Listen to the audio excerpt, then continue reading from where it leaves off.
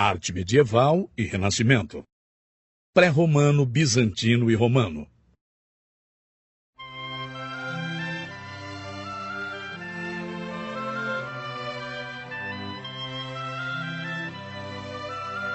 Depois da queda do Império Romano Ocidental, foi aberto um período da história que foi denominado às vezes de Idade das Trevas, porque é pouco que se conhece dele e certamente escuro o que intuímos. As formas artísticas são fragmentadas e se intensificam nestes anos, evoluindo de acordo com o grau de romanização, alcançando em cada região europeia e do caráter de sua tribo invasora.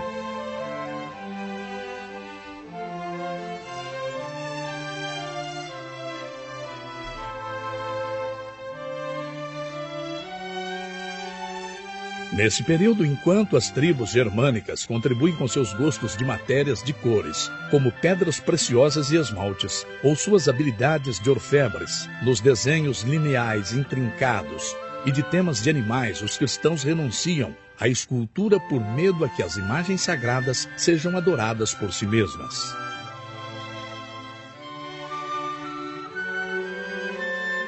A pintura, sem embargo, recebe o apoio do Papa Gregório no século VI, já que, em sua opinião, as imagens podem ser para os analfabetos o mesmo que seria a escritura para os que sabem ler, sentença que será lembrada muitas vezes nos séculos seguintes, para justificar uma arte religiosa de função exclusivamente didática. Em troca de seu direito a existir, a pintura deve se desfazer de toda beleza desnecessária, limitando a narrar da forma mais direta possível os fundamentos da religião cristã.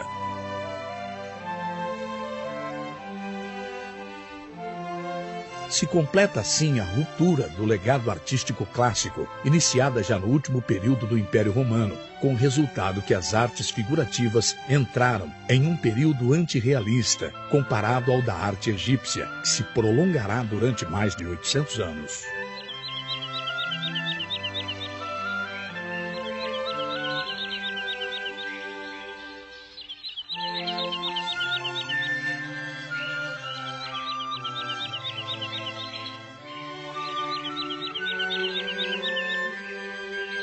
Por enquanto, o Império Romano Oriental, com capital em Constantinopla, se questiona de forma mais violenta o papel que as imagens devem desempenhar na religião. Os destruidores de imagens, chamados iconoclastas, tomam o poder no ano 745, detendo durante um século toda a produção de imagens. Ao redor do século IX, retornam as imagens pintadas à arte bizantina, que além de ser útil para o ensino dos dogmas cristãos, passam a ser consideradas sagradas. Ao evoluir e se depurar, cristalizam em ícones que não podem ser de nenhum modo alterados, porque simbolizam a perfeição dos dogmas de fé. Apesar de seu caráter estilizado, os ícones herdam ainda algumas conquistas da arte grega, que se tinha perdido completamente na Europa, como o modo em que se prega as vestimentas nos corpos, o modelado das formas por meio de claro e escuro, uma intuição rudimentar do espaço. Mas esses traços ficam sempre vinculados à rigidez conceitual do novo estilo. Apesar de algumas tentativas de unificação dos territórios do antigo Império Ocidental, como levada adiante por Carlos Magno no século IX, a arte europeia não encontrará um verdadeiro estilo até meados do século XI, a qual tem origem as formas arquitetônicas do estilo romano. Nele se conclui os experimentos estilísticos realizados nos séculos precedentes, em toda a Europa, e também as influências oriental e bizantina, recebidas através da Itália, da Espanha e mais adiante pelo contato direto com o Mediterrâneo Oriental.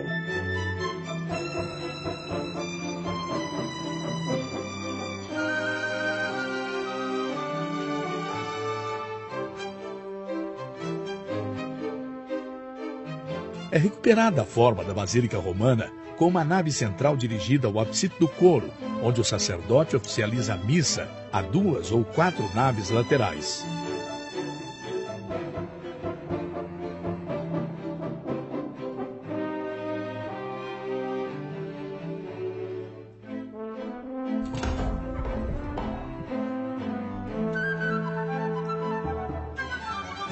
Às vezes, é acrescentada outra nave de nome cruzeiro, que é perpendicular à principal, e a curta antes do coro, formando uma cruz. As colunas originais das basílicas romanas são substituídas por robustos pilares. As paredes adquirem uma grossura inusitada, com poucas janelas e torres altas, que conformam um conjunto de sombria espiritualidade e certo ar de fortaleza.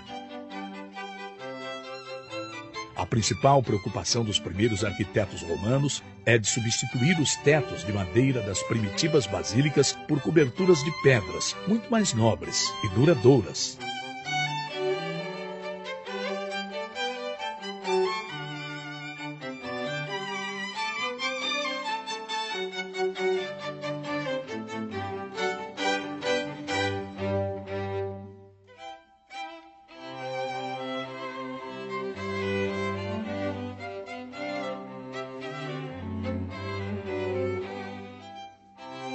Sem embargo, os conhecimentos técnicos necessários para abobadar adequadamente a nave principal foram perdidos durante a Idade das Trevas, pelo que foram necessários muitos testes antes de alcançar de novo soluções viáveis como a abóbada de canhão. Apesar de suas muitas variantes, esse tipo de abóbada mantém sempre sua forma de meio cilindro, unindo seus dois muros paralelos, que na realidade pode-se interpretar como uma sucessão de arcos de meio ponto, sobre grossos pilares ou diretamente nos dois muros a entrelaçar. Os pesos alcançados pelo acúmulo de pedras são tão descomunais que condicionam a estrutura geral de todo o edifício, fazendo-se mais sólido e robusto que qualquer outra construção anterior.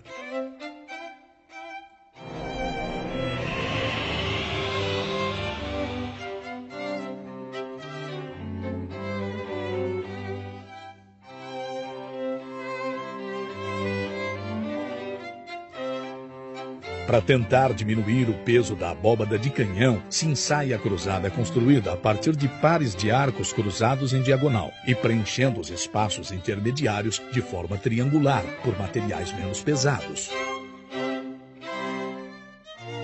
No estilo romano, a pintura e a escultura são integradas no edifício, quase como um elemento arquitetônico a mais, convertidas em entradas principais de paredes do fundo do coro, em algo como painéis informativos sobre os dogmas da fé cristã.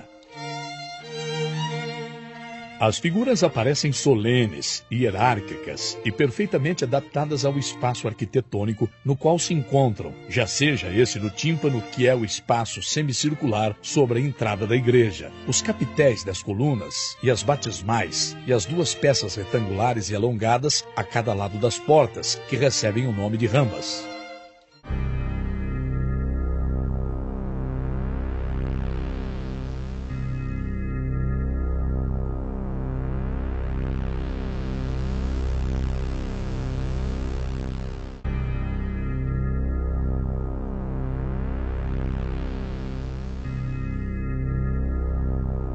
A desconfiança à realidade sensorial das coisas, típica da sensibilidade medieval, está na base desse estilo, propositalmente primitivo e simbolista, somente atenta à expressão dos valores reais, mas cuja rigidez é só aparente, pois o artista tem liberdade para encolher, puxar ou distribuir as figuras até sua perfeita fusão com a estrutura arquitetônica.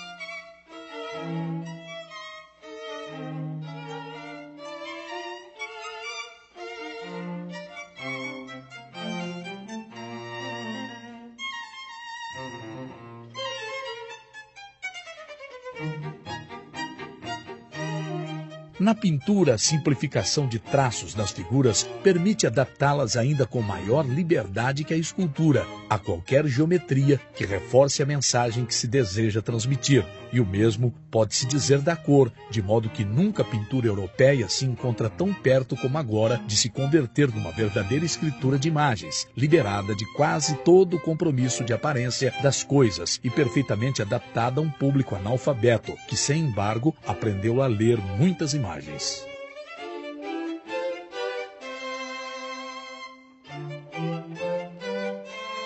À medida que se aprofundam os conhecimentos técnicos dos arquitetos durante a segunda metade do século XII, se faz possível aliviar alguns elementos da estrutura com a certeza de que o edifício não irá cair.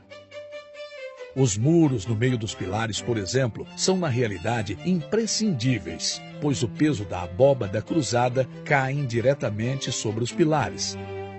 Estes, pelo seu lado, acabam ficando cada vez mais finos, acrescentando neles pedacinhos de finas colunas, porque as abóbadas cruzadas foram ficando mais leves ao mesmo tempo que ganhavam complexidade. Neste modo, os muros começam a ser substituídos por vitrais e janelas, deixando que a luz penetre livremente no interior das naves, baixo novas e místicas colorações.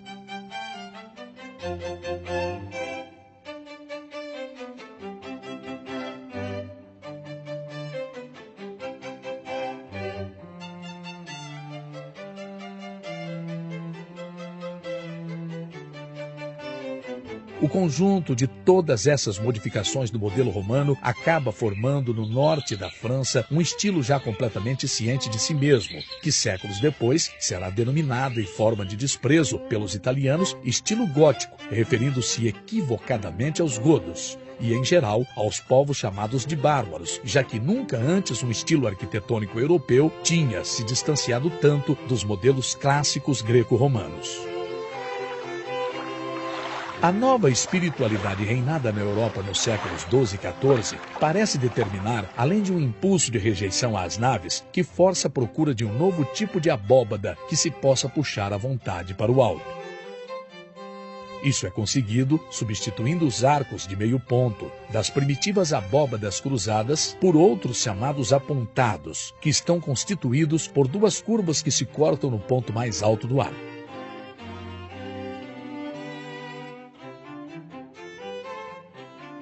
Este vértice, meio de comprido, pode se elevar muito por cima da parte mais alta da circunferência do arco de meio ponto, permitindo um progressivo alongamento vertical das abóbadas e, com ele, o crescimento em altura de toda a edificação. O arco pontado é utilizado também nos traços de janelas e vitrais, que conhecem uma evolução contínua, a formas cada vez mais complexas, até chegar no século XV, a incorporar sinuosos vértices a modo de chamas, o que motiva o apelido de gótico flamejante.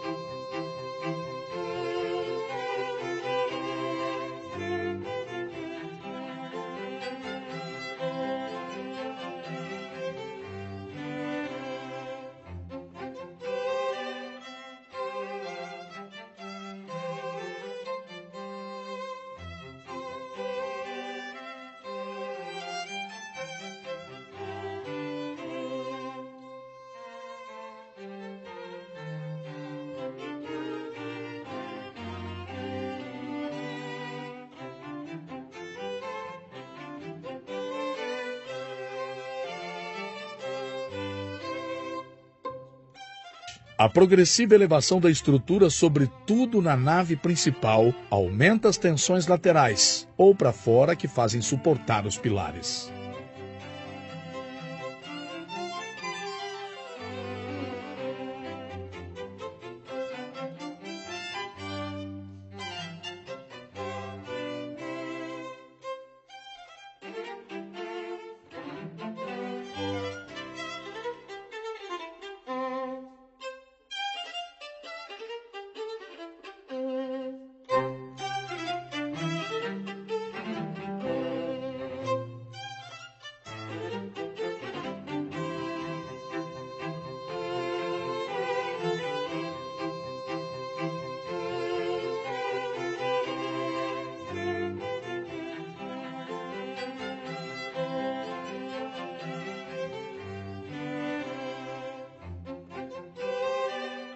Para fazer frente a isso, se faz necessário recortar os pilares exteriores das naves laterais, por meio de robustas saliências encostados neles, chamados contrafortes, coroados às vezes com arbustos de pedras ou pináculos. Os contrafortes recebem a pressão que a abóbada da nave principal exerce nos lados, através de uns arcos chamados arcobotante, que lança a parte superior de pilares e contrafortes. A proliferação de arcobotantes, pináculos e outros finos acessórios sobre a estrutura principal concedem ao exterior de algumas catedrais góticas um aspecto fantástico, como o de esqueleto de animal pré-histórico. O monumento simbológico do estilo gótico é a catedral, como expressão máxima do novo orgulho e dinamismo das cidades europeias durante o final da Idade Média e, sobretudo, como vínculo espiritual entre todos os cidadãos que conseguiram eleger com um esforço coletivo com frequência prolongado durante várias gerações. O contraste entre essas grandes e deslumbrantes edificações de pedras e luz, verdadeiras antessalas do céu, com as muito humildes moradias de seus frequentadores, é sem dúvida estimulante, preparando o espírito para o fervor dos seus filhos. A escultura gótica parece perseguir o mesmo efeito de grandeza que as formas arquitetônicas, com figuras cada vez mais graciosas e sinuosas à medida que avança o estilo. Por mais que as figuras continuem fundidas ao princípio das formas arquitetônicas, tal como acontece no período romano, se começa a liberar, pouco a pouco, a opção construtiva e, ao mesmo tempo, a rigidez formal que tal função nos impõe. Os personagens começam a se individualizar pelos traços e atitudes, e sua roupagem se prega de novo em vistosas quedas que deixam perceber as formas do corpo. Se restabelecem de fato a observação da realidade aparente das coisas e certa conexão com o mundo clássico que a arquitetura tinha conseguido esconder.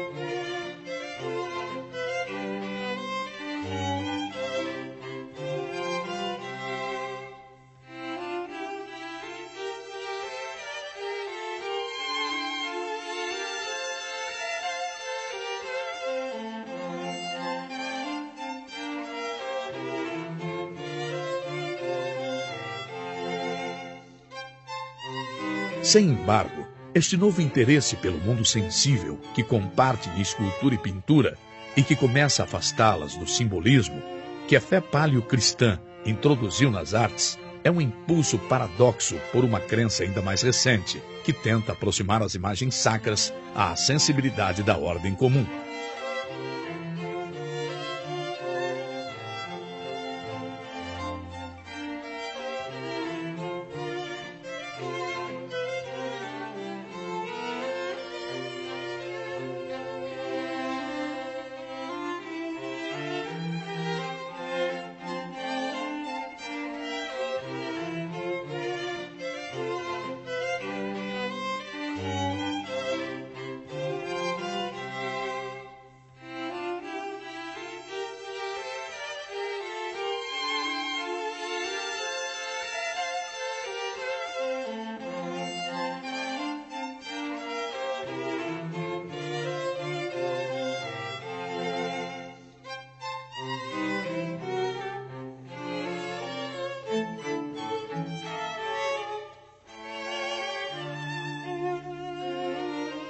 A Itália continua pegada ao espírito bizantino na obra de artistas como o Cimabue.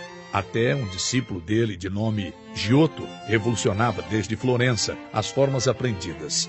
Seu estilo é baseado na representação do espaço tridimensional, na qual as figuras se movimentam, a humanização delas no seu aspecto exterior, expressões de gestos e na total observação direta da natureza antes que o esquema tivesse sido estabelecido.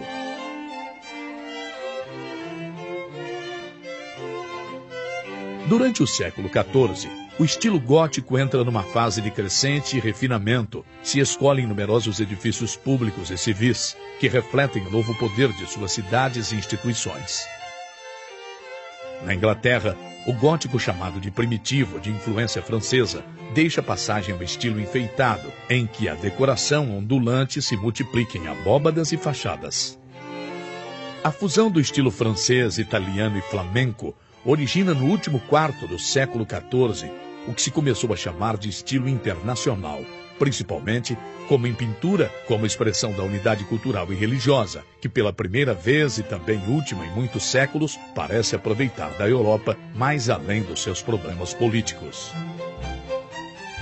É recuperado no retrato o gosto pela fidelidade do modelo, qualidade praticamente ausente desde a arte romana e cultivadas agora nas esculturas de donantes e tumbas. Dal Bosco é sem dúvidas um dos pintores mais originais de todos os tempos, conhecido sobretudo por composições polêmicas, em que inumeráveis criaturas às vezes monstruosas protagonizam cenas que são ainda mais chocantes, por ter supostamente uma intenção moralizante. O olhar gosta de se perder como no Jardim das Delícias, onde não é difícil deixar de descobrir um novo detalhe cada vez que o contemplamos. O sentido de humor do Dal Bosco e sua alucinada vivência cultivam por igual, desde o primeiro momento compondo obras que parecem estar mais além de qualquer convenção sobre a beleza, porém sem renunciar completamente a ela. Durante a Idade Média, convive entre os italianos a lembrança da antiga grandeza de Roma, o esplendor que a arte e a cultura alcançaram lá, antes das invasões germânicas. Em seu espírito foi imposta a ideia de que cedo ou tarde haverá de reaparecer o esplendor das formas clássicas em um renascer da cultura. Os 1000 anos que separam o declínio do Império Romano são vistos como uma sombria transição, uma idade intermédia e seu esperado renascimento.